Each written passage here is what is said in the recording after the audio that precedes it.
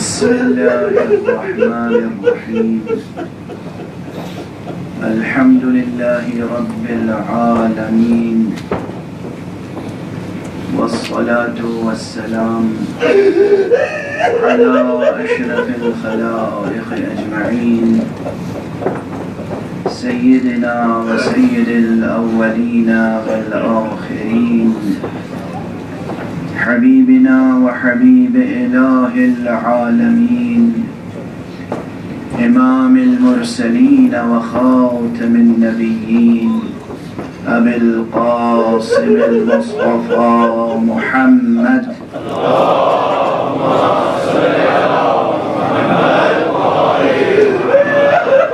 وعلى أهل بيته الطيبين الطاهرين الهداة المهديين المعصومين المظلومين واللعنة الدائمة على أعداء الدين أجمعين.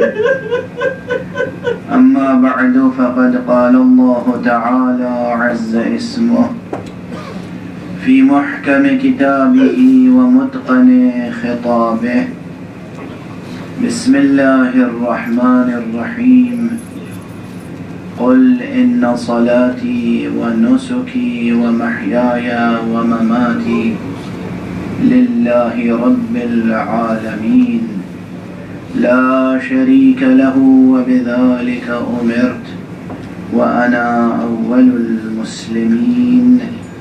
صدق الله العلي العظيم. اللهم صل على محمد وآل محمد. ایک اور بلندر صلوات اللهم صل على محمد وآل محمد. ایک اور بلندر صلوات اللهم صل على محمد وآل محمد. عزیزان ایمانی اور برادران اسلامی، درس اسلام ہے حسین کا ذکر. اس عنوان سے گفتگو کا سلسلہ جاری ہے اور اس عنوان کے تحت جو کچھ گزارش کرنے کی کوشش کی جا رہی ہے اس کا جو قرآنی سرنامہ ہے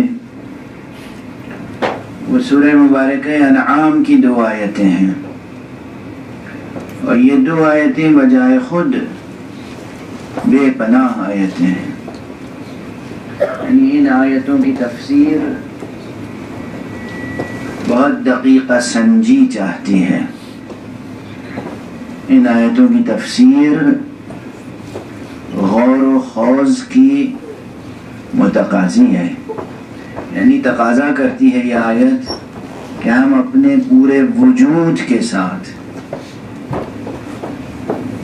اپنی عقل اور اپنے وجدان کا استعمال کریں ان آیتوں کو سمجھنے کے لیے، اس مقام کو سمجھنے کے لیے کہ یہ کون سا مقام ہے، کیوں یہ بات کہی گئی کہ آپ فرما دیجئے، آپ کہہ دیجئے، اے نبی آپ کہیں کہ میری صلاۃ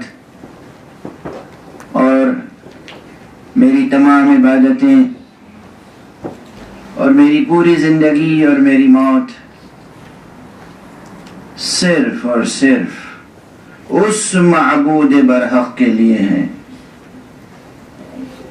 کہ جو تمام عالمین کا پروردگار ہے.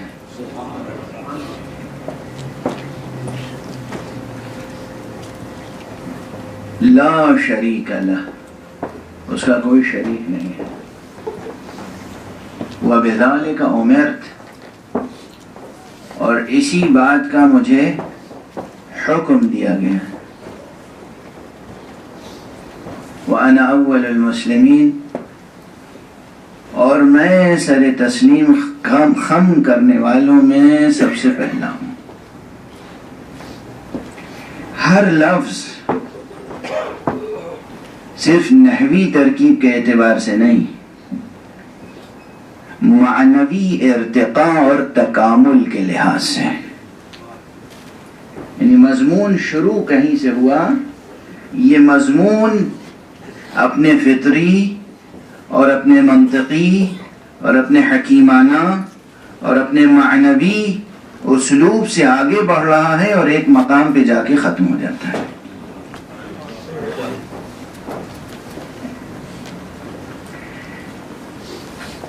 یعنی بجائے خود یہ ایک مکمل بیان ہے، فکری، نظری، علمی اور عملی دونوں جہتوں سے ایک مکمل بیان ہے۔ بلکہ مجھے کہنے دیجیے یہ فقرہ جو بعض اور آیتوں سے متعلق بھی کہہ چکا ہوں کہ اگر قرآن مجید کی کوئی آیت بھی باقی نہ رہ جاتی، اگر فرض محال، اور صرف یہ 2 آیتیں باقی رہ جاتی قل سے لے کر وَأَنَا أَوَّلُ الْمُسْلِمِينَ تک، تو محمد ابن عبداللہ کی نبوت کے ثبوت کے لیے کافی تھی۔ محمد وآل محمد،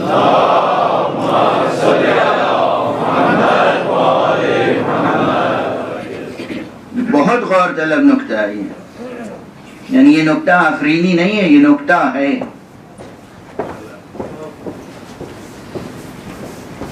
یہ بہت بڑا مسئلہ ہے، نبوت کے اثبات کے لیے کافی ہے، چونکہ بات کس مقام سے شروع ہو رہی ہے؟ قل سے شروع ہو رہی ہے۔ اگر قل کو سمجھ لیں تو اس کے معنی یہ ہے کہ متکلم خود نہیں کہہ رہا ہے، کوئی کہلوا رہا ہے۔ کہلوا کون رہا ہے؟ وہ ذات کہلوا رہی ہے کہ آپ کہہ دیجئے کہ میری صلاۃ، میری عبادتیں، میری زندگی، میری موت سب اس کے لیے ہے۔ وہ کہلوا رہا ہے کہ آپ کہہ دیجئے۔ یہاں وہ کہلوا رہا ہے، قل کا فاعل، قل کے فاعل پہ غور کیجئے گا تو توحید سمجھ میں آ جائے گی، اور خود لفظ قل کے قائل پہ غور کیجئے گا تو نبوت سمجھ میں آ جائے گی، اور جو اس کے بعد مقول ہے، جو بات کہی گئی ہے وہ سمجھ لیجئے گا تو معیار عصمت سمجھ میں آ جائے گی۔ محمد آل محمد بلند صلوات۔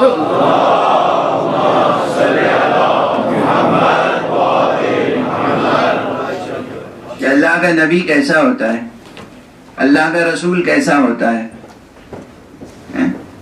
ایک نقطہ تو بہت ہی ظریف و لطیف ہے اور بالکل سامنے کا ہے، لیکن چاہیے اس کے لیے بھی کچھ نہ کچھ دقیقہ سمجھی۔ جو کام صرف خدا کے لیے کیا جائے، کہا تھوڑی جاتا ہے کہ میں خدا کے لیے کر رہا ہوں۔ اور ہمارے یہاں اکثر ہمیں ایسے افراد سے سابقہ پڑتا ہے کہ جو اپنے کارنامے بیان کرنا شروع کرتے ہیں۔ مولانا دیکھیے ایسا ہے کہ میں تو بہت ناچیز ہوں، مگر مجھ سے جو کچھ بھی ممکن ہوتا ہے، جو کچھ بھی میری آمدنی ہے اور جہاں تک ممکن ہوتا ہے، میں ہر ادارے میں کنٹریبیوٹ کرتا ہوں اور ہر کار خیر میں حصہ لیتا ہوں۔ نہ میں پوچھ رہا ہوں، نہ کوئی محل ہے، بس بتائے چلے جا رہے ہیں، اور ہر فقرے کے بعد اور سب جو کچھ میں کرتا ہوں یقین کیجئے بس قربتاً اللہ کرتا ہوں۔ اگر قربتاً اللہ کرتے ہیں تو آپ کا عمل وہ اللہ سمیع ہے، بصیر ہے، وہ جانتا ہے۔ آپ مجھ سے کیوں بیان کر رہے ہیں؟ مجھے تو بہرحال یہ سابقہ پڑتا ہے اکثر، بھی آپ نے کہیں کوئی کنٹریبیوشن کیا تو مجھے بتانے سے کیا فائدہ، میں تو جزا دوں گا نہیں، ثواب میں دوں گا نہیں۔ اس کے معنی ہے کہ یہ ذکر کرنے کا مقصد یہ ضرور ہے کہ آپ مجھ سے کوئی حرف تحسین، کوئی ستائش، کوئی تعریف، کوئی شاباشی چاہتے ہیں؟ اگر اتنا سا بھی آ گیا تو وہاں جو اخلاص ہے اس میں کمی تو آ گئی. واضح ہے. تو جو بات واقعاً خدا کے لیے ہو وہ کبھی کوئی نہیں کہتا کہ میں یہ کرتا ہوں خدا کے لیے. اور نبی، رسول، ہادی، معصوم تو کہی نہیں سکتا کبھی. یہی سبب قل کا جواز ہے. اگر خدا حکم نہ دیتا تو مصطفیٰ یہ کبھی نہ کہتے صلی اللہ علیہ وآلہ وسلم.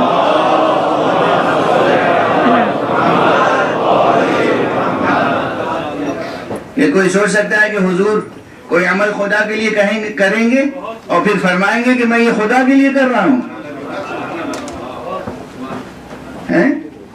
حضور یہ فرمائیں گے کہ دیکھو یہ جو کیا ہے میں نے خدا کے لیے کیا ہے، یہ جو کیا ہے میں نے خدا کے لیے کیا ہے، یہ جو کیا ہے میں نے خدا کے لیے کیا ہے، یہ جو میں تم سے مسکرا کے ملا ہوں یہ خدا کے لیے مسکرایا ہوں، یہ جو میں نے تمہارے اوپر غصہ کیا ہے یہ بھی خدا کے لیے کیا ہے، یہ جو جنگ کی ہے یہ خدا کے لیے کی ہے، یہ جو صلح کی ہے خدا کے لیے کی ہے. غور فرمائیں آپ، مصطفیٰ کبھی نہیں کہیں گے جبکہ ہر سانس ان کی خدا کے لیے ہے. مگر چونکہ جس معاشرے سے مصطفیٰ کا سابقہ ہے وہ مصطفیٰ کے کردار کو سمجھ نہیں سکتے، اس لیے حکم دیا کہ میں جانتا ہوں کہ آپ جو کچھ کر رہے ہیں میرے لیے کر رہے ہیں، مگر ان کو سمجھانے کے لیے ضروری ہے کہ اعلان کریں. صلوات پڑھتے محمد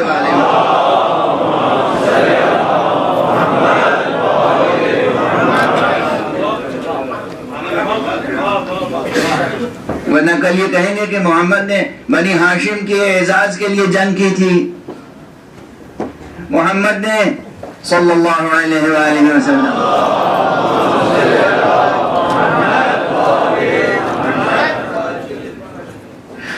جو جیسا ہوتا ہے وہ ویسے ہی قیاس کرتا ہے. یہ قیاس جو ہے اپنے ظرف قیاس کا پابند ہوتا ہے، جو جیسا ہوتا ہے ویسا قیاس کرتا ہے. جو خود غرض ہوتا ہے وہ دوسرے کو بھی خود غرض سمجھتا ہے، جو مفاد پرست ہوتا ہے وہ دوسرے کو بھی مفاد پرست سمجھتا ہے، جو موقع پرست ہوتا ہے وہ دوسرے کو بھی موقع پرست سمجھتا ہے. جو واقعاً خود ٹوٹ کے محبت کرنے والا ہوتا ہے وہ ہر ایک کے بارے میں یہی سوچتا ہے کہ یہ بھی محبت کرنے والا بندہ ہوگا، اور اسی لیے ایسے محبت کرنے والے قدم قدم پہ دھوکہ کھاتے ہیں، خوب ٹھوکریں کھاتے ہیں. وہ چونکہ ان کا دل صاف ہوتا ہے وہ ہر ایک سے خلوص سے ملتے ہیں، محبت سے پیش آتے ہیں. وہ سامنے والا مسکرا کے ملتا ہے، سمجھتے ہیں اس کی مسکراہٹ بھی مخلصانہ ہے، خلوص پر مبنی ہے. لیکن آج کل کی دنیا میں تو مسکرانا سکھایا جاتا ہے، پارٹ آف ٹریننگ. ایک سیلس مین کے لیے مسکرانا ضروری ہے، آنکھوں میں آنکھیں ڈال کے دیکھنا ضروری ہے. اور ہمارے یہاں چاہے کتنی ہی بڑھا کے قیمت بتا رہے ہوں مگر یہ بتانا ضروری کہ میں آپ کی خاطر اسے بہت مناسب قیمت بتا رہا ہوں. مثال دے رہا ہوں. تو جو جیسا ہوتا ہے وہ ویسا ہی دوسرے کو سمجھتا ہے. مکے کا پورا معاشرہ کیا معصوموں کا معاشرہ تھا؟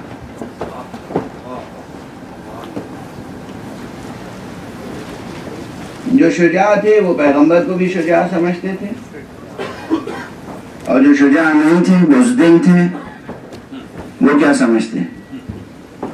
وہی سمجھتے کہ پیغمبر نے اپنی جان بچانے کے لیے صلح کر لی. پیغمبر بھی پابند ہوتے کہ جو کام خدا کے لیے کیا ہے کیسے کہیں کہ یہ کام ہم نے خدا کے لیے کیا ہے. ثواب دینے والا وہ ہے، اجر دینے والا وہ ہے، جزا دینے والا وہ ہے. ان سے ہم کیوں بتائیں کہ یہ عمل ہم نے خدا کے لیے کیا ہے یا کس کے لیے کیا ہے؟ پیغمبر کی کہ قلب کی اور نفس کی بلندی یہیں پہ سامنے آتی ہے. اسے معلوم ہے کہ میرا محمد کتنا باظرف ہے، اسے معلوم ہے کہ قلب مصطفیٰ کی وسعت کتنی ہے اور ذات مصطفیٰ کی بلندی کتنی ہے.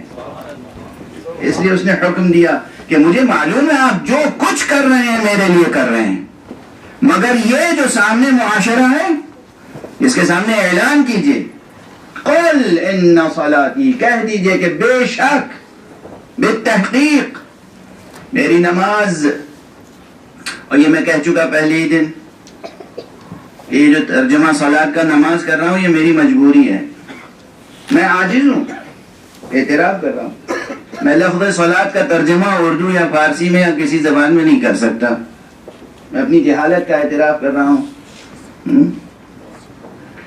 لفظ صلاۃ کے معنی اور لفظ صلاۃ کا مفہوم بہت وسیع ہے، یہ ذکر اس لیے کرتا رہتا ہوں تاکہ جن حضرات کے ذہنوں میں جستجو ہو وہ ذوق جستجو اور بیدار ہو جائے۔ کہہ دیجئے کہ میری صلاۃ اور نسک، اب نسک کے کیا معنی ہے؟ ڈکشنری میں لفظ نسک بھی لغوی میں معنی کے اعتبار سے بھی، ڈکشنری میننگ کے اعتبار سے بھی بہت وسیع معنی ہے اس کے۔ مثلا نسک کے معنی اگر ثوب کے ساتھ آئے، نسک الثوب، تو اس کے معنی یہ ہوگی کہ لباس کو پاک کیا، طاہر کیا، پاک کرنے کے معنی میں۔ اگر زمین کے ساتھ آ جائے تو اس کے معنی یہ ہوں گے کہ زمین جو ہے وہ اس قابل نہیں تھی کہ وہ زرخیز ہوتی، اسے زرخیز بنانے کے لیے اس زمین کی پرورش کی گئی، تو نسک کے معنی وہاں آئیں گے کہ زمین کو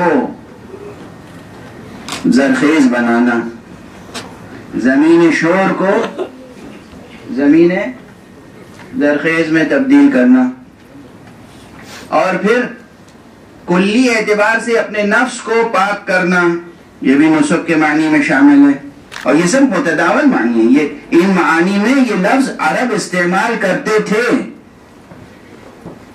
اس زمانے کی عربی شاعری، اس زمانے کے محاورات، یعنی یہ لفظ متروک نہیں تھا اور آج بھی متروک نہیں ہے۔ اور ایک بات عرض کروں، متروک کا کلمہ آج پھر زبان پہ آ گیا۔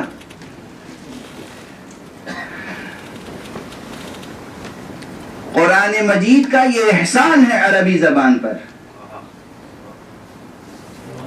دنیا کی جتنی زبانیں ہیں، دانشمند حضرات تشریف فرمائیں، دنیا کی جتنی زبانیں ہیں تقریباً 30 برس کے بعد زبان بدل جاتی ہے، محاورے بدل جاتے ہیں، زمانی اعتبار سے اور مکانی اعتبار سے تقریباً 30 میل کے بعد زبان اور محاورے اور لہجے بدل جاتے ہیں۔ تجربہ کر کے دیکھیے، آپ لندن میں رہتے ہیں، لندن کی انگریزی، اور آپ ذرا ویلز چلے جائیے، اسکاٹ لینڈ چلے جائیے، وہاں کی انگریزی، تو اب اس کا تجربہ تو آپ حضرات کو مجھ سے زیادہ ہوگا۔ تھوڑے تھوڑے سے مکانی اور زمانی فاصلے سے زبان بدل جاتی ہے۔ آج کے کسی بچے کو دے دیجئے جو یہیں لندن میں پیدا ہوا ہو اور یہیں تعلیم یافتہ بچہ ہو، یہاں سے اس نے اے لیول او لیول سب کر لیا ہو، بیچلرز ہو ماسٹرز ہو، اسے ذرا اوریجنل اسکرپٹ لا کے دے دیجئے شیکسپیئر کی، کہ یہ تشریح کر دیں، سمجھا دیں، شیکسپیئر مشکل ہوگا نا۔ اسی طرح اور شعراء، ہر زبان کچھ عرصے کے بعد تقریباً بدل جاتی ہے۔ یہ اعجاز ہے قرآن کا اور یہ احسان ہے قرآن کا عربی زبان پر۔ 1400 برس گزر گئے مگر عربی زبان اپنی اسی آب و تاب کے ساتھ، اسی رونق کے ساتھ، اسی حیویت کے ساتھ، اسی زندگی کے ساتھ، اسی رونق کے ساتھ باقی ہے۔ جبکہ تاریخ نے اپنا کام کیا، اعجاز نے اپنا کام کیا۔ تاریخ نے کیا کام کیا؟ آپ زمانے جاہلی کی شاعری اٹھا کے دیکھیں اور آج کی شاعری اٹھا کے دیکھیں، فرق ہے، فرق ہے۔ فاصلوں، آپ مصر چلے جائیں، وہاں لوگوں سے گفتگو کریں، اور لبنان چلے جائیں، وہاں لوگوں سے گفتگو کریں، عراق چلے جائیں، وہاں لوگوں سے گفتگو کریں. حجاز چلے جائیں, وہاں لوگوں سے گفتگو کریں. حجاز میں مکے کا لہجہ الگ ہے, مدینے کا الگ. نجد کا لہجہ الگ ہے, حجاز کا الگ. نجران کی طرف چلے جائیے تو لہجہ الگ. حدود حجاز و نجد میں رہیے اور پھر چلے جائیے یمن. یمن وہ جگہ ہے کہ جہاں سے عربی کا آغاز ہوا ہے, زبان عربی کا. یمن کا لہجہ بالکل الگ.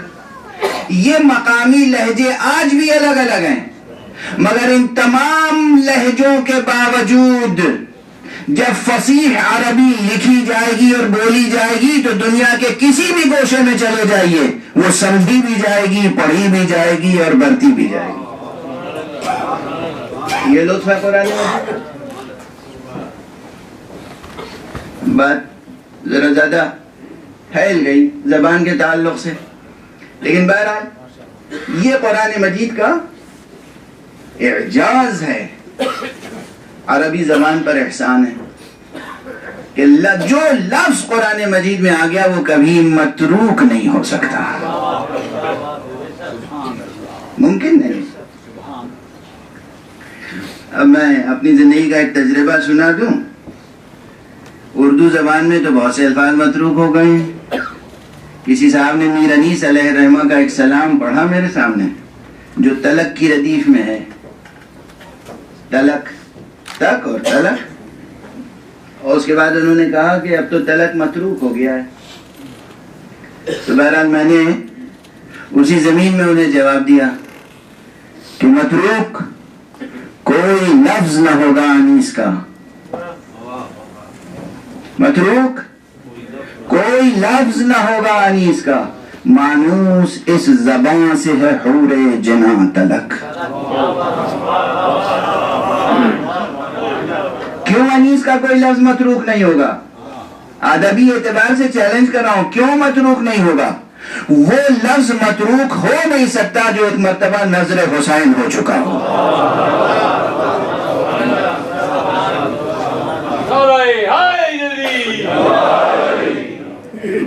جو سرکار چاہیے جو شہداء کی نظر ہو چکا ہے وہ لفظ متروک نہیں ہو سکتا. اب بات یہاں تک آ گئی ہے تو ایک مطلع اور عرض کر دوں. ظاہر ہے کہ اس میں فضائل بھی ہیں اور مسائل بھی, ضبط کر کے سن لیجئے گا کہ آواز سخن ہے کہاں سے کہاں تلک. آواز سخن ہے کہاں سے کہاں تلک, گہوارے مسیح سے نو کے سنا تلک. سخن سخن گفتگو. دیکھیے بات کہاں سے کہاں پہنچ گئی, بہت بلند و فوق تک پہنچ گئی گفتگو. لفظ سے سروکار تھا ہمارا, لیکن بات کہاں تک پہنچ گئی. ذکر حضرت سید الشہداء ابو عبداللہ الحسین.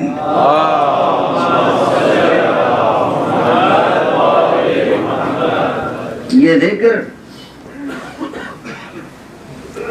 معمولی ذکر نہیں ہے. اس ذکر کو کرنے کے لیے اور اس ذکر کو سمجھنے کے لیے نہ جانے کتنے علوم سے آشنا ہونا ضروری ہے. صرف تاریخ, صرف علم انسانیات, صرف تہذیبی تاریخ, کلچرل ہسٹری نہیں, صرف سیاسی تاریخ نہیں, صرف عراق اور حجاز کا جغرافیہ نہیں, ملک تا ملکوت. کتنے علوم ہیں جن سے آشنا ہونا ضروری ہے ذکر حسین کے لیے. ملکوت کا علم نہیں ہوگا, ملائکہ کا علم نہیں ہوگا, فرشتوں سے متعلق آگہی نہیں ہوگی, تو فطرس کا واقعہ سمجھ میں کیسے آئے گا؟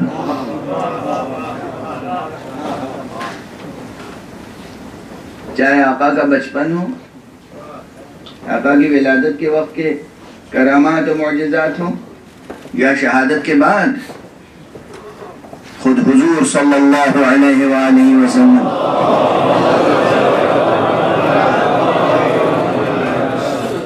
اور ائمہ اہل بیت علیہ الصلوۃ والسلام، امام جعفر صادق علیہ الصلوۃ والسلام، امام رضا علیہ الصلوۃ والسلام. ضبط کیجئے گا. ظاہر ہے کہ میں عرض کرتا رہتا ہوں اکثر کہ ان آنکھوں کا کام ہے رونا، یہ تو روئیں گی. اور پھر محرم کیا ایام ہے، ان میں کوئی پابندی تھوڑی لگائی جا سکتی.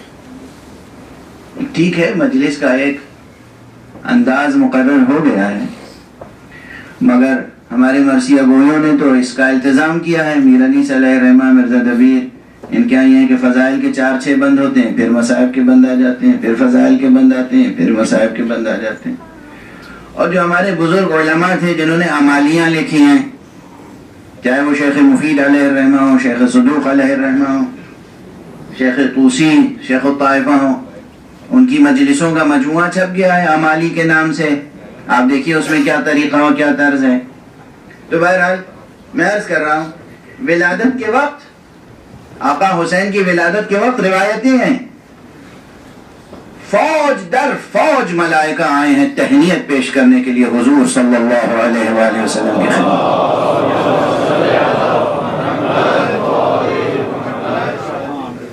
کوئی ملک، کوئی فرشتہ، تمام ملائکہ اور روح سب نازل ہوئے. کس لیے؟ تاکہ رسول اللہ کی خدمت میں تہنیت پیش کریں، تبریک پیش کریں. یا رسول اللہ، یا محمد ابن عبداللہ، آپ کو مبارک ہو یہ بیٹا. اب یہ روایت اگر علم ملکوت نہ ہو، فرشتوں سے متعلق علم نہ ہو یا معلومات نہ ہو تو ذکر حسین ممکن ہوگا؟ صرف عبارت پڑھ کے گزر جائیں؟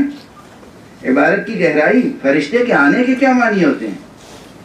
ایک فرشتے کا نازل ہونا ایک مسئلہ ہوتا ہے، فوج در فوج فرشتے آ رہے ہوں، جبرائیل آ رہے ہوں، روح نازل ہو رہا ہو. یہاں روح نازل ہو رہا ہو میں نے کہا ہے، سبقت لسانی نہیں ہے. وہ روح جو مؤنث ہے وہ دوسرے معنی میں ہے، یہ روح دوسرے معنی میں. یہ وہ روح ہے جس کا تذکرہ سورہ مبارکہ ہے اِنَّا أَنزَلْنَاهُ. دو نوری مخلوق ایسے ہیں کہ جن کا نام روح ہے، اور یہ جبرائیل سے الگ ہیں. جبرائیل کا الگ وجود ہے، روح کا الگ وجود. سب کے سب نازل ہوئے. یہ مقام معمولی ہے؟ اور ہمارے ناز کیجئے اپنی قسمتوں پر کہ حسین والے ہیں. ناز کیجئے، فخر کیجئے، ناز کیجئے، شکر کیجئے. ایک ملک کا نازل ہونا، ایک ملک کا نازل ہونا، فوج در فوج تمام ملائکہ نازل ہوئے ہیں. یہاں تک کہ وہ ملک جس میں نازل ہونے کی سکت نہ تھی، کسی بنا پر. اب یہ روایت یہیں پہ بحث ہوگی، کیا یہ بھی ممکن ہے؟ ہاں ممکن ہے. ملائکہ کی قسمیں ہیں، ملائکہ کی صنفیں ہیں. یہ ہوا. فطرس نہیں آ سکتا تھا خود، تو اس نے جبرائیل کا سہارا لیا. جبرائیل امین ساتھ لے کر آئے، اور اس کے بعد حضور سے اجازت طلب کی، یا رسول اللہ. ایک اور آیا ہے، اب میں اپنی اردو زبان میں کہہ دوں، گویا کہ ایک گناہگار آیا ہے،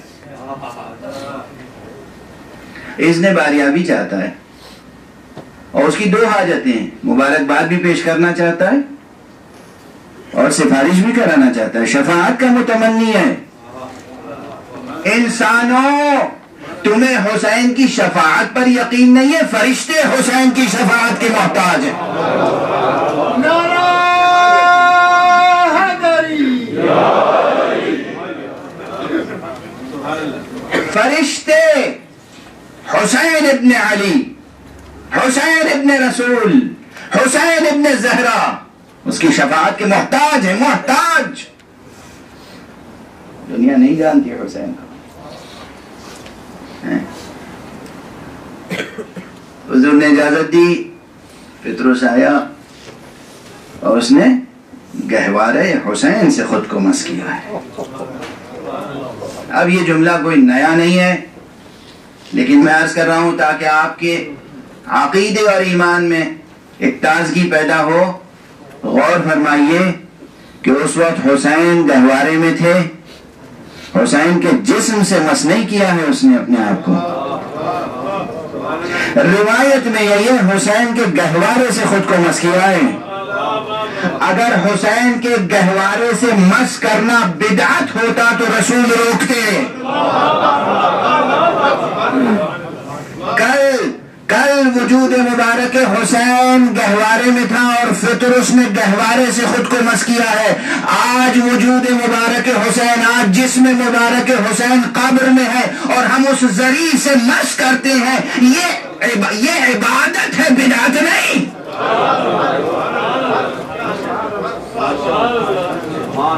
ہاں، یہ مقامات آسان نہیں ہیں. جن کے دلوں میں نور ایمان نہیں ہے، جن کے پاس نور معرفت نہیں ہے، وہ نہیں سمجھ سکتے کہ ہم کیا کہہ رہے ہیں. وہ مذاق اڑائیں گے. کس کا؟ اپنی عقل کا. وہ مذاق اڑائیں گے کس کا؟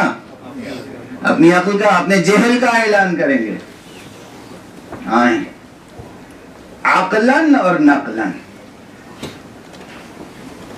حکمت اسلامی کی روشنی میں بھی اور وحی الہی کی روشنی میں بھی ان تمام مقامات پہ گفتگو ممکن ہے. اور گفتگو کرنے والوں نے گفتگو کی ہے. فوج در فوج ملائکہ آئے اور سید الملائکہ بھی آئے، روح بھی آئے، فطرس بھی آئے. اور اس کے بعد جب فطرس کو بالوں پر نصیب ہو گئے تو پھر وہ عالم ملکوت کی پہنائیوں میں یہ کہتا ہوا پرواز کرتا رہتا ہے کہ میں تو آزاد کردہ حسین ہوں. حسین ہوئے جو فرشتوں کو آزاد کرتا ہے، میں آزاد کردہ حسین ہوں. اور اس کے بعد اس کو خدمت کیا ملی معلوم ہے؟ خدا آپ میں سے ہر ایک کو توفیق زیارت عطا فرمائے. آپ کربلا پہنچیں اور آقا کی خدمت میں زیارت پڑھیں، سلام عرض کریں. آپ اس چوکھٹ کو بوسہ دیں، آپ اس حرم میں مشرف ہوں. اور اگر آپ نہیں جا سکتے تو دنیا میں کسی بھی گوشے میں ہوں، آپ وہیں سے کہیں السلام علیکم یا ابا عبداللہ. آپ کا سلام آقا تک فطرس پہنچانے کے لیے مأمور ہے. خدمت اسے یہ سونپی گئی. اس کا کام یہ ہے کہ جو بھی آقا پہ سلام کرے اس کا سلام آقا تک پہنچا. اور تمہارے یہاں یہ فطرس کا کام ہے. یہ سب شاعری نہیں ہے، یہ ضعیف روایتیں نہیں ہیں، یہ ذاکری نہیں ہے، عقیدت مندانہ باتیں نہیں ہیں. یہ حقائق ہیں. یہ معصومین سے مروی روایات کی بنا پہ عرض کر رہا ہوں. ہو سکتا ہے بعض حضرات ہم میں ایسے پیدا ہو گئے ہوں جو سمجھتے ہو کہ یہ ضعیف روایتیں ہیں، یہ کمزور روایتیں ہیں، رجال کہاں ہیں، سند کہاں ہے. یہ طالب علمانہ ذمہ داری کے ساتھ عرض کر رہا ہوں.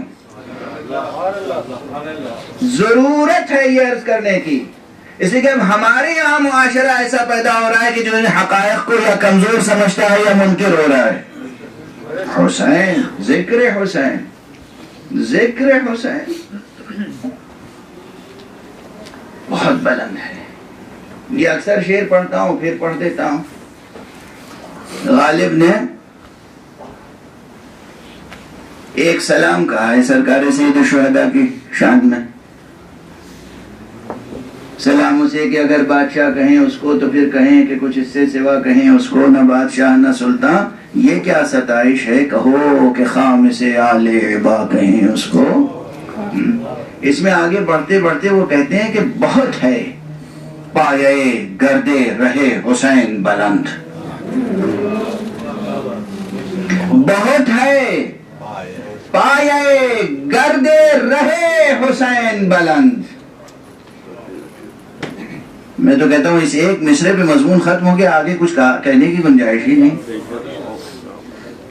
وہ تو قافیے کو مکمل کرنے کے لیے، شعر کو مکمل کرنے کے لیے دوسرا مصرع کہا ہے غالب نے، ورنہ یہ مصرع اپنی جگہ مکمل ہے۔ بہت ہے، بہت ہے پایے گردے رہے حسین بلند۔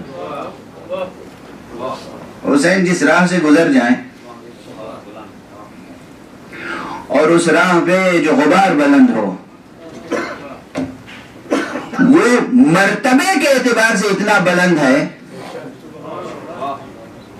مرتبے کے اعتبار سے اتنا بلند ہے، وہ خاک رہے حسین مرتبے کے اعتبار سے اتنی بلند ہے کہ نہ جانے کتنے نوری مخلوقات اسے آنکھوں سے لگانے کے لیے بے چین رہتے ہیں۔ نعرہ تکبیر، نعرہ رسالت، سب مل کے نعرہ حیدری، حسین انبیاء بلند تر صلوات۔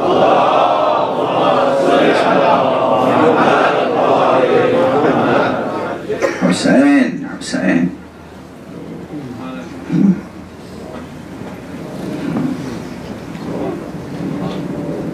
بہت ہے پائے گردے رہے حسین بلند، بقدر فہم ہے گر کیمیا کہیں اس کو۔ یہ دوسرا مصرع تو بس شعر مکمل کرنے کے لیے ہے، اور کیمیا کی کیا حقیقت ہے؟ یہاں کیمیا کچھ بات بنتی ہے؟ بہت ہے پائے گردے رہے حسین بلند۔ فرشتے معمور ہیں، آپ جہاں سے سلام کریں آقا تک پہنچتا ہے۔ یہ سب ذکر حسین کا حصہ ہے کہ نہیں؟ میں نے عرض کیا کہ ملک تا ملکوت کتنے علوم درکار ہیں ذکر حسین کے لیے۔ جب ان تمام علوم پر نظر ہو، مادیات سے لے کر مجردات و مفارقات تک، جب اتنے علوم پر نظر ہو تو ذکر حسین کے قابل ہوتا ہے انسان، اور جب اس سطح سے ذکر ہو حسین کا تب اسلام سبق سبق کھلتا چلا جاتا ہے۔ مگر ممکن ہے کہ آپ اسلام کو سمجھیں توحید کے بغیر، مگر ممکن ہے کہ آپ اسلام کو سمجھیں وحی کے بغیر۔ سوال ہوگا وحی کیا ہے؟ وحی پیغام الہی ہے جو فرشتہ لے کر آتا ہے۔ فرشتہ کیا ہوتا ہے؟ ذکر حسین کرو سمجھ میں آئے گا فرشتہ کیا ہوتا ہے۔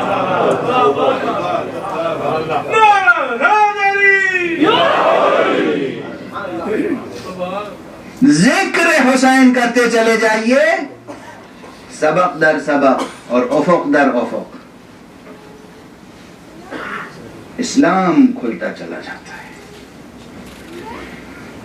دیکھیے میں یہ سمجھ رہا ہوں کہ ابھی تمہید ہے، وقت ختم ہو گیا، اور ان ملکوں کی مجبوریاں، ظاہر ہے کل آپ حضرات کو بچوں کو اسکول جانا ہے، آپ حضرات کو اپنے اپنے کام پہ جانا ہے، تو میں زیادہ دیر تک دراز نفسی کر نہیں سکتا، اس لیے بیان کو سمیٹنا بھی ضروری ہوتا ہے۔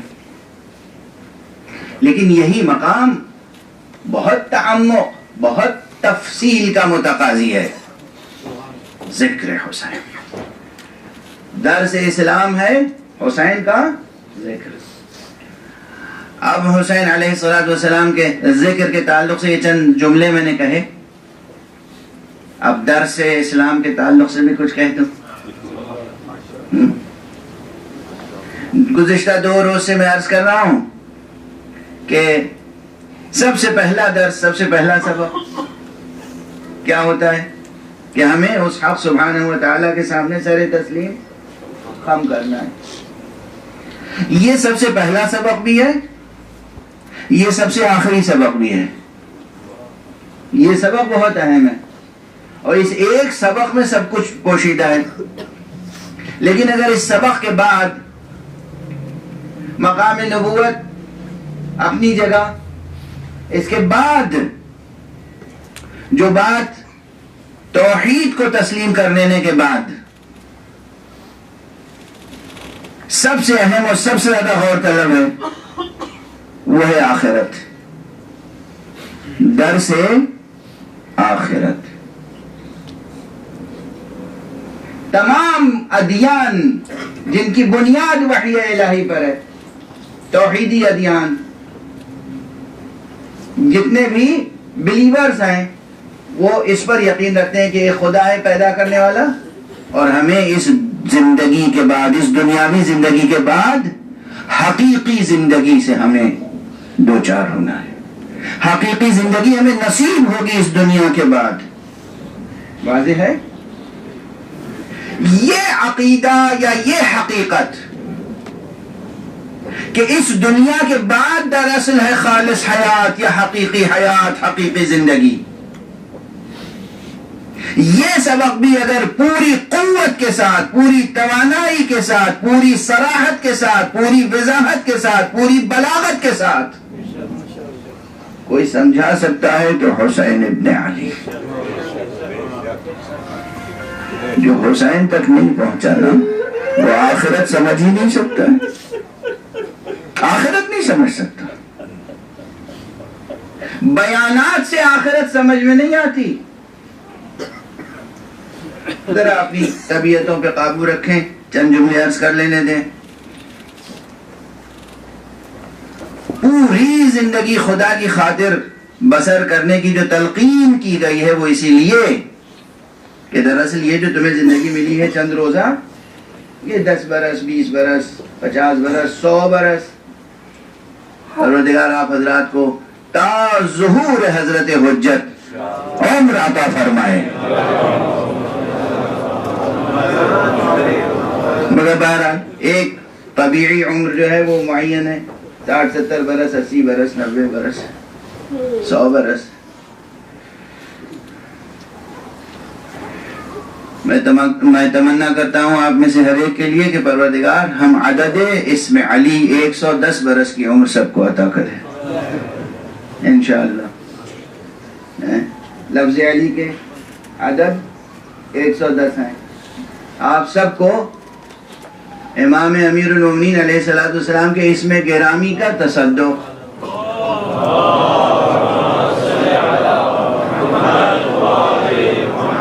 110 برس کی عمر عطا فرمائے پروردگار ہر ایک کو.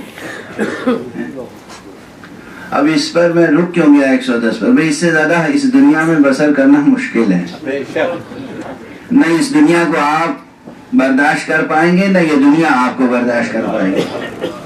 بطور خاص اگر آپ دیندار ہیں، اگر آپ شریف ہیں، اگر آپ عزت نفس رکھتے ہیں، اگر آپ عزت نفس رکھتے ہیں، اگر آپ کی طبیعت میں بلندی ہے، شرافت ہے، کرامت ہے، خودی ہے، خودداری ہے، خود شناسی ہے، خدا شناسی ہے، تو یہ دنیا کے لیے آپ ناقابل برداشت ہو جاتے ہیں.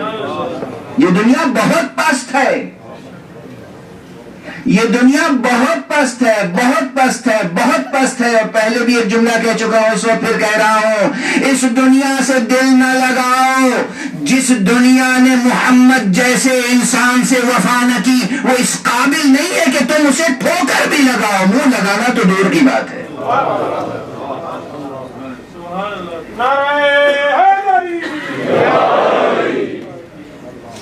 منہ لگانا تو دور کی بات ہے.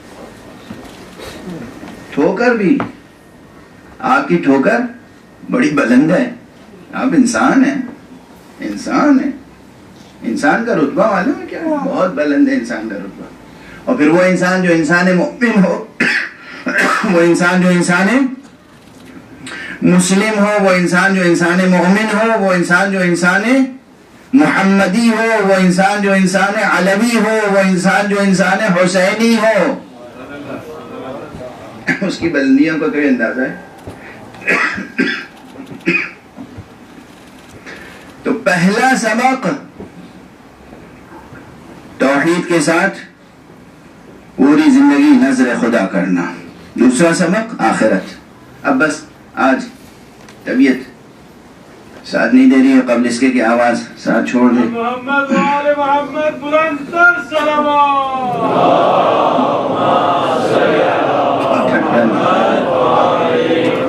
ایک بلند صلوات پڑھیں محمد.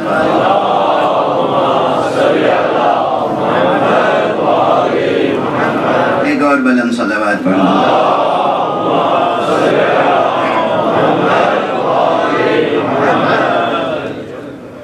تو چاہے وہ پہلا سبق ہو، مبدأ سے متعلق ہو، توحید سے متعلق ہو، اور چاہے وہ آخرت سے متعلق ہو، حسین کے ذکر سے دونوں سبق روشن ہوں گے، بلکہ تمام سبق روشن ہوں گے. کل جو عبارت میں نے سنائی تھی جو عرش الہی پہ لکھی ہوئی ہے، کیا عبارت ہے؟ ان الحسین مصباح الہدی و سفینۃ النجاۃ. بے شک حسین ہدایت کا چراغ ہے. چراغ ہے حسین. چراغ کی روشنی میں راہ دنیا سے لے کر آخرت تک کی روشن ہو جاتی ہے. چراغ کا کام ہے روشن کرنا نا. اور اگر آخرت میں کوئی مشکل ہے تو کشتی نجات ہے حسین. اگر شفاعت کی ضرورت ہے کشتی نجات ہے حسین. یہ کہاں کے نجات کی بات ہو رہی ہے؟ اس دنیا کی؟ آخرت کی نجات. آخرت کی نجات بغیر حسین ابن علی ممکن نہیں ہے.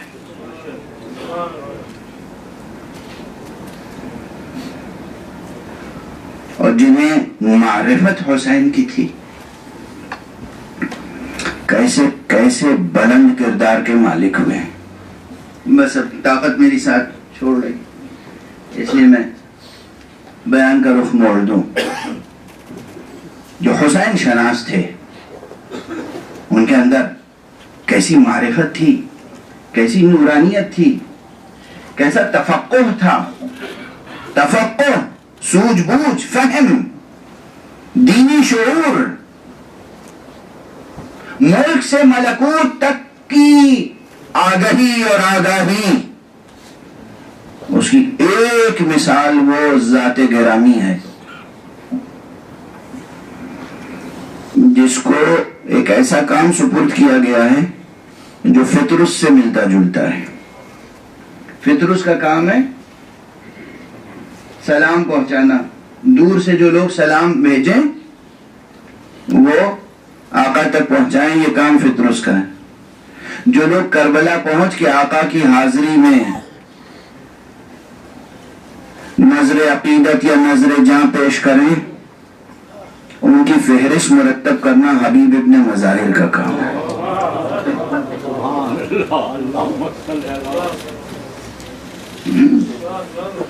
حبیب کا ایک خاص کام ہے. حبیب کو ایک وظیفہ دیا گیا ہے، کام ہے حبیب کا، اور بڑا مرتبہ ہے حبیب کا. علم رجال اور تاریخ اٹھا کے دیکھیں، حضرت حبیب ابن مظاہر وہ ہیں کہ جنہوں نے حضور صلی اللہ علیہ وآلہ وسلم کو بھی دیکھا، حضور کی باتیں سنی. صحابی رسول ہیں. بچپن کا زمانہ ضرور تھا مگر یہ ایسا بچہ تھا جسے اپنے بچپن میں بھی حسین سے عشق تھا. عشق تھا. کیسا بچہ رہا ہوگا یہ؟ مدینے میں تو کتنے بچے تھے مگر یہ بچہ، ارباب سیر، ارباب تاریخ لکھتے ہیں کہ مدینے کی گلیوں میں جب حسین گزرتے تھے تو ایک بچہ پیچھے پیچھے چلتا تھا اور جہاں حسین قدم رکھتے تھے وہ وہاں سے خاک اٹھا کے آنکھوں سے لگاتا تھا.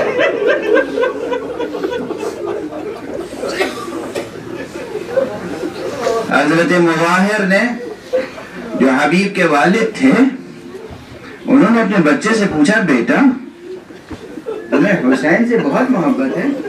کہا خدا کی قسم مجھے حسین سے بہت محبت ہے. کہ کوئی آرزو ہے، خواہش ہے؟ کہا میرا دل چاہتا ہے حسین میرے گھر آئیں.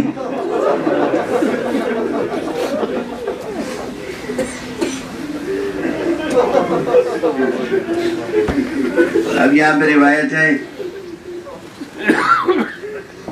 کہ حضرت مظاہر نے اپنے بچے حبیب کی فرمائش پر جناب امیر المومنین سے درخواست کی، رسول خدا سے درخواست کی کہ آپ ہمارے گھر کو رونق بخشیں اور اپنے بیٹے اور اپنے نواسے کو ساتھ لے کے آئیں، یہ میرے بچے کی خواہش ہے. اب آپ میں سے بہت سے حضرات اس واقعے سے واقف ہوں گے. تذکرہ ہے یہاں اس بچے کا عالم یہ تھا، ایک خوشی ہوتی ہے بچپن میں کہ جسے میں چاہتا ہوں میرے گھر آ رہا ہے. تو گھر اس زمانے میں بھی مدینے میں 2 منزلہ اور 3 منزلہ مکانات ہوا کرتے تھے. یہ حبیب فرط مسرت میں اپنے گھر کے بالائی حصے پہ چلے گئے اور جھانک جھانک کے دیکھ رہے ہیں، جھک جھک کے دیکھ رہے ہیں حسین آ رہے ہیں یا نہیں آ رہے ہیں. ایک مرتبہ جیسے ہی راستے میں دیکھا حسین آ رہے ہیں تو اس طرح پیچھے پلٹے کہ بالا خانے سے گر گئے. اور روایت میں یہ ہے کہ باپ کو ایسا اندازہ ہوا کہ جیسے یہ بیٹا گزر گیا تھا. ٹھہریے گا، حبیب جیسا بچہ کیسے باپ کا بیٹا تھا؟ اگر کوئی اور ہوتا، بیٹے کو ذرا سی چوٹ لگ جاتی، ذرا سے زخم آ جاتا تو کیا کیفیت ہوتی؟ مگر یہاں باپ سمجھ رہا ہے کہ بیٹا گزر گیا، اس نے بیٹے کو ایک حجرے میں لٹا دیا، چادر اڑا دی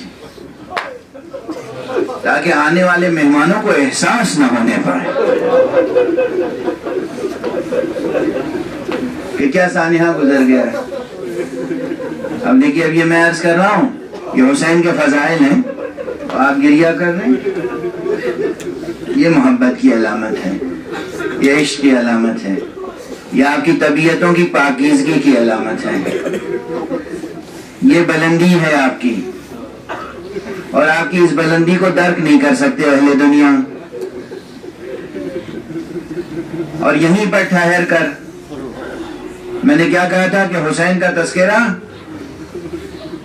مبدأ کو بھی سمجھاتا ہے، معاد کو بھی، آخرت کے مسائل بھی حل کرتا ہے. حسین کا تذکرہ یہی آخرت میں سب سے بڑی مشکل کیا ہے؟ بڑے بڑے حکما، فلاسفہ، متکلمین، ان کے لیے سب سے بڑی مشکل یہ ہے کہ حیات بعد الموت کو ثابت کیسے کریں. یہ کیسے ثابت کریں کہ مرنے کے بعد دوبارہ زندہ ہوا جا سکتا ہے، پروردگار سب کو زندہ کرے گا. یہ مشکل مسئلے ہیں کہ جو علم کلام اور فلسفے اور حکمت کی کتابوں میں نہ جانے کتنے صفحات لکھے گئے ہیں اس پر. حسین کا تذکرہ کرو گے، صرف حبیب کا تذکرہ آئے گا، یہ مسئلہ حل ہو جائے گا کہ مردے زندہ کیسے ہوتے ہیں. سب بیٹھ گئے اطمینان سے، دسترخوان لگ گیا. صاحب خانہ نے، مظاہر نے کہا بسم اللہ. حسین مسکرائے، کہ میں آپ کا مہمان تو نہیں ہوں.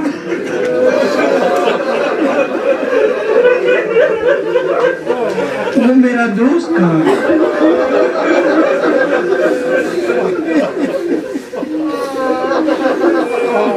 تو میرا دوست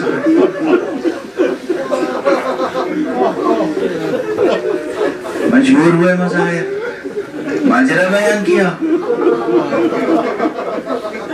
حسین کے انفاس قدسیہ کی برکت سے حبیب کو دوبارہ زندگی ملی.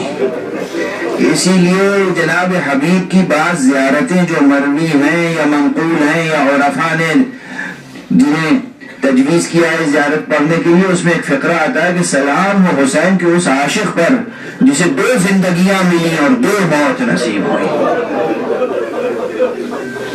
اور یہ کمال ہے کہ پہلی زندگی اور موت بھی حسین کے حوالے سے ہے، دوسری زندگی اور موت بھی حسین کے حوالے سے۔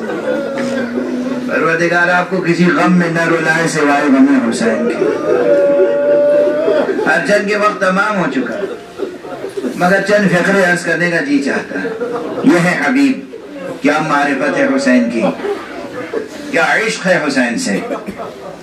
یہ حبیب کوفے میں ہے، حبیب کا علمی مرتبہ بہت ہے، حبیب فقیہ ہے، حبیب عارف ہے، حبیب مفسر ہے، حبیب امیر المؤمنین سے خصوصی علم حاصل کرنے والا صاحب راز و صاحب علم ہے۔ حبیب کا علمی مرتبہ عبداللہ ابن عباس سے کہیں بلند تر ہے، جنہیں دنیا حبر الامہ کہتی ہے۔ عبداللہ ابن عباس برسوں بیٹھتے تو شاگردی کرتے حبیب ابن مظاہر کی۔ حبیب کا مرتبہ علمی مرتبہ بہت ہے، اور پھر حبیب کی شجاعت، حبیب کا تقوی، حبیب ایک کردار ہے اوصاف سے سجا ہوا، اور حبیب نے بہت جہاد کیا ہے۔ جب جناب مسلم ابن عقیل کوفے میں آئے ہیں تو حبیب تھے جو سرکار سید الشہداء کے لیے بیعت لیتے تھے تمام مومنین سے، فہرست تیار کرتے تھے، اور حبیب کی وجاہت یہ تھی کہ عبید اللہ ابن زیاد کے تمام تر مظالم کے باوجود بڑے بڑے قید کر لیے، مگر مجال نہ ہوئی کسی کی کہ حبیب ابن مظاہر کو قید کر سکیں۔ کوہ درا ہے، آپ صرف مصائب کے چند فقروں میں حبیب کا ذکر سنتے رہتے ہیں اور پڑھ کے گزر جاتے ہیں۔ آپ کو معلوم ہے کہ اس زمانے میں کوفے میں بڑے بڑے شیعوں کو یا امام حسین کے فدائیوں کو گرفتار کر کے قید کر دیا گیا تھا، مگر جو لوگ شروع سے آخر تک کھل کر حسین کے ساتھ رہے، پھر بھی کسی کی مجال نہ تھی جو گرفتار کر سکے، ان میں سے ایک حبیب تھے۔ یعنی ایک طرف آپ غور فرمائیں کہ علمی مرتبہ، اور ایک طرف وجاہت، حیثیت، شجاعت، دبدبہ، یہ حبیب۔ اور پھر سب سے بڑی بات یہ ہے کہ یہ حبیب وہ ہیں کہ جو منتظر رہے۔ پہلے حبیب حسین کو خط لکھا کرتے تھے، جب تک حبیب کوفے میں رہے اور حسین مدینے میں رہے تو حبیب حسین کو خط لکھا کرتے تھے، اور جب حسین کربلا آ گئے تو حسین نے حبیب کو خط لکھا، اور کس عنوان سے لکھا ہے؟ بسم اللہ الرحمن الرحیم، من الحسین ابن علی ابن ابی طالب الى الرجل الفقیہ۔ سلام ہمارا حبیب آپ کی روح، آپ کے جسم پر، آپ کے جسد۔ حبیب، بس دو تین فقرے اور عرض کر لینے دیجیے۔ اب دیکھیے میں روز یہ کہہ رہا ہوں، اب جو پورے سال بھر زندہ رہے گا وہ گریہ کرے گا۔ اب آپ یہ مسائل کے مواقع چند جملے سنیں اور اس کے بعد اپنے آنسو نظر کریں آقا کی۔ جب آقا کا خط ملا حبیب کو، حبیب کس اہتمام سے کربلا پہنچے، یہ سب آپ کے ذہنوں میں ہے، میں دہرانا نہیں چاہتا۔ کس طریقے سے نکلے ہیں کوفے سے، کیسے پہنچے ہیں، وہ بھی ایک تفصیلات ہیں، وقت کی نزاکتوں کا لحاظ کرتے ہوئے حبیب پہنچے ہیں کربلا۔ جب پہنچے ہیں حسین حبیب تو آپ کو معلوم ہے کہ سب سے پہلے حبیب کے استقبال کے لیے آگے کون ہوئے؟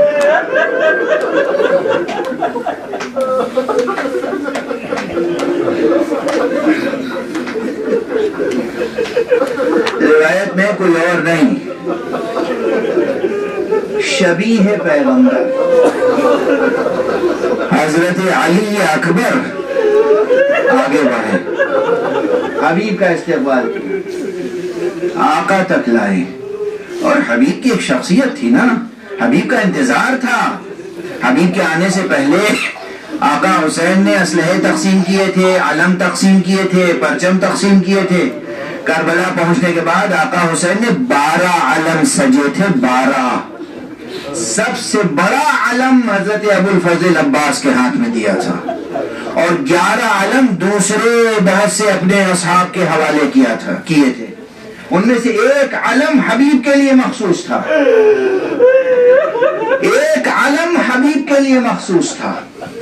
حبیب پہنچے تو جتنے اصحاب و انصار حسین تھے اور جتنے جوانان بنی ہاشم تھے، سب نے حبیب کو حلقے میں لے لیا، اور سب کے لیے ایک مسرت کی کیفیت تھی. حبیب آ گئے، حبیب آ گئے، حبیب آ گئے. یہ جو ذرا سی چہل پہل ہوئی، اس کی آہٹ خیمے میں پہنچی. تو بی بی زینب نے علی اکبر کو بلا کے پوچھا کیا خبر ہے؟ جناب علی اکبر نے فرمایا بوڑھی اماں،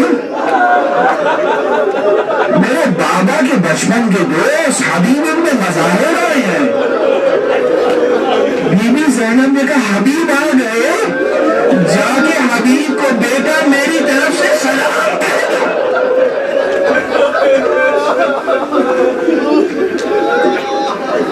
بس ذرا صبر کیجیے گا، 2 مقامات ہیں، 2 مقامات ہیں. جی چاہ رہا ہے ان مقامات کا اشارہ کر کے آگے بڑھوں. آپ میں سے اکثر حضرات جانتے ہیں میں زیادہ دیر تک مصائب نہیں پڑھتا ہوں، مگر ایک کیفیت ہے اس لیے میں کچھ عرض کرنا چاہ رہا ہوں. شاید یہ فقرہ ذکر نہ کیا ہو کسی نے. ابھی میں مطالعہ کر رہا تھا، میری نگاہوں سے یہ فقرہ گزرا تو آپ کے حوالے کر رہا ہوں. علی اکبر نے آ کے بی بی کا سلام جو حبیب سے کہا، حبیب تڑپنے لگے، اور حبیب نے امام حسین سے اجازت لی. آقا اجازت ہے کہ میں در خیمہ تک جاؤں اور بی بی کے سامنے عرض ادب کروں؟ آقا حسین نے اجازت دی. حبیب در خیمہ تک آئے، در خیمہ پہ بیٹھ گئے، سر کو نہا لیا اور زمین سے خاک اٹھا کر سر پہ ڈالنے لگے. بی بی بنت زہرا، یہ وقت آ گیا ہے کہ آپ مجھے سلام کہلائیں. اب جو جملہ عرض کر رہا ہوں غور کیجیے گا، یہیں پر علم حبیب سامنے آیا ہے. علم حبیب نے ایک مرتبہ سر سے عمامہ اتارا اور اس کے بعد بی بی آپ نے مجھے سلام کہلایا ہے تو میں کچھ عرض کرنا چاہتا ہوں. بی بی میں آیا ہوں تاکہ یہاں شہید ہو جاؤں. اور اس کے بعد بی بی آپ کو معلوم ہے آپ کے بازوؤں میں رسل بڑھے گی. مجھے صدمہ یہ ہے کہ اس وقت میں آپ کے دفاع کے لیے زندہ نہیں ہوں گا. آنے والے واقعات کا علم حبیب کو ہے.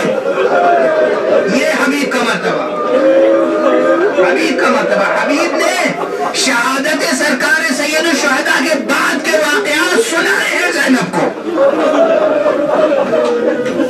اور بس ایک فقرہ عرض کر لینے دیجیے حبیب ہی کے تعلق سے.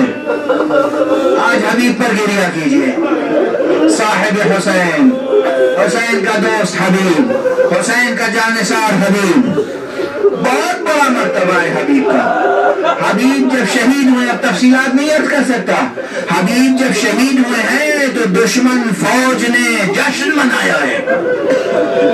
بعض روایتوں میں حبیب اس بڑھاپے کی کیفیت میں، اس ضعیفی میں حبیب نے اپنی تلوار سے 60 دشمنوں کو قتل کیا ہے.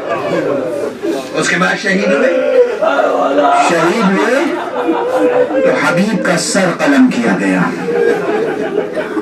اور سر قلم کر کے حبیب کے قاتل نے اسے اپنے گھوڑے کی گردن میں آویزاں کر دیا.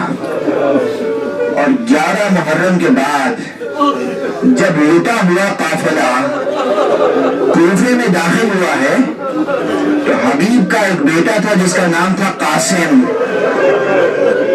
یہ مجمع میں کھڑا تھا، ایک دم نگاہ بڑی، نظر بڑی، آگے بڑھا، تڑپ رہا تھا، مگر روتے ہوئے اس نے پوچھا اس قاتل سے، اس شخص سے جس کے ہاتھ میں اس گھوڑے کی مہار تھی، تجھے معلوم ہے یہ سر کس کا ہے؟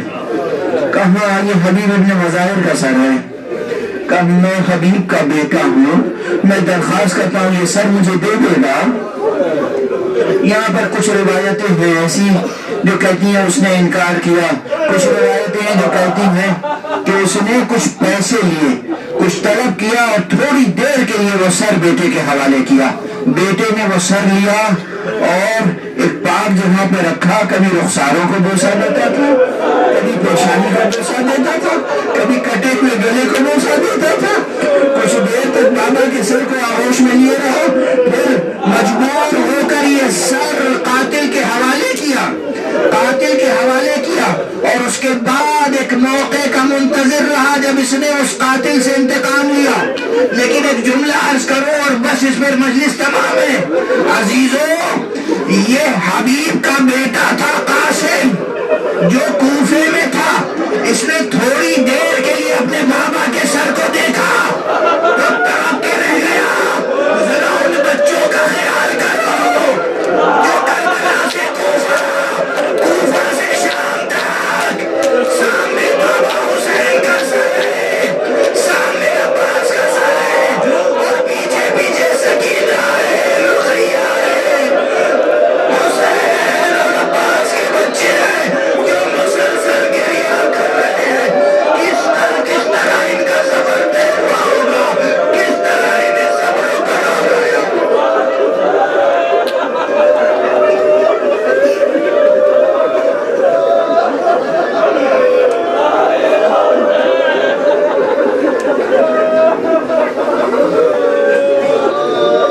انا للہ و انا الیہ راجعون، رضا بقضائہ و تسلیما لامرہ۔ پروردگار ہمیں علوم قرآن اور معارف اہل بیت سے آشنا فرما۔ پروردگار معبود روئے زمین پر جہاں جہاں ذکر حسین ہو رہا ہے اور جتنے عزادار اس میں شریک ہیں ان کو اپنے خاص حفظ و امان میں رکھ۔ پروردگار ہماری اس ناچیز عبادت عزا کو قبول فرما۔ پروردگار بتصدق سید الشہداء ہمیں علوم قرآن اور معارف اہل بیت سے آشنا فرما۔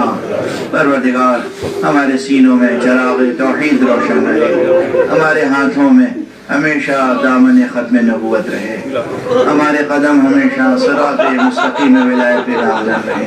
پروردگار اپنے ولی آخر کو اذن ظہور عطا فرما اور ان کے ہاتھوں سے اپنی رحمت و رافت و عدالت کا پرچم